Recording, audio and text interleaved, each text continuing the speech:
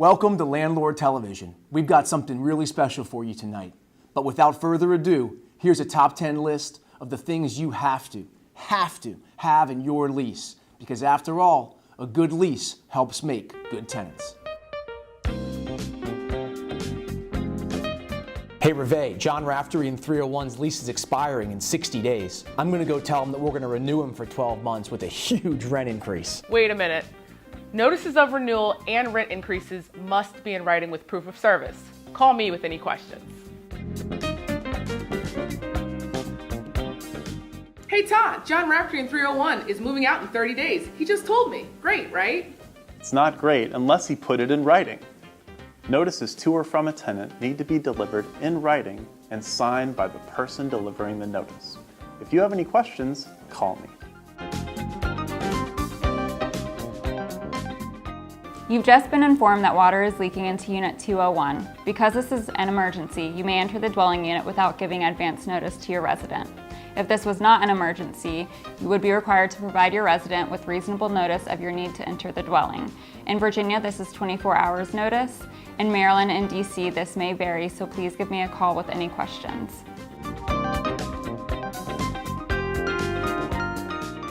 Hey Mazen, I know that I owe rent for November and December, but this money order is just for January. Thanks, Billy. This brings us to our next point. Make sure your leases include a provision that allow you to apply any payment made to the oldest balance due. These charges may include such items as late fees, court costs, and attorney's fees. Be sure to call me to find out which charges are allowed in your state.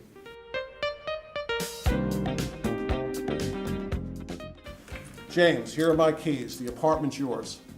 I've got possession, but what do I do about the security deposit? The clock is ticking. You have 45 days to return the security deposit or notify the tenant in writing of your intent to deduct from the security deposit. And those regulations vary state by state, so call me for additional information.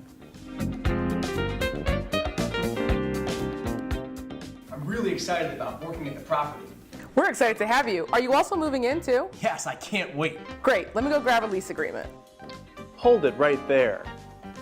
If you have somebody working for you who's going to move onto your property, have them sign a license agreement instead of a lease. A license agreement is preferable because it allows you to terminate the occupancy more quickly than you would be able to with a lease agreement. If you have any questions, please give me a call.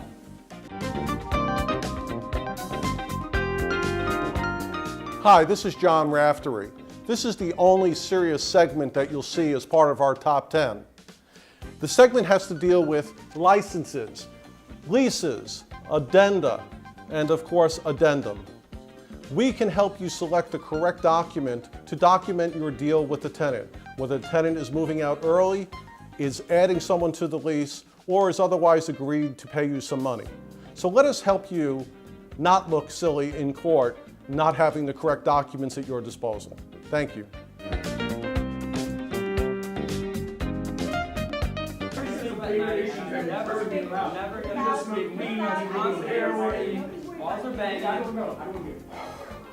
Does your property management office ever look or sound like that? If it does, then what you need in your lease is a great nuisance clause so you can get these yahoos and all their noise out of your apartment complex. Please call me with any questions. Dude, I just moved here from Colorado. I can smoke weed in my apartment in DC, right? Right, dude? This is complicated. In DC, you have to specifically prohibit marijuana in your lease agreement or convert your building to non-smoking in order to prevent your tenants from smoking marijuana. This law varies state by state, so call me with any questions.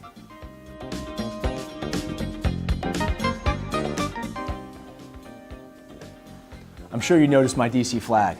If you're a landlord in the District of Columbia, I first congratulate you on your bravery.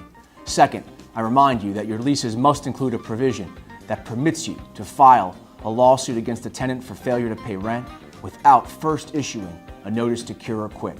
Call me if you have any questions.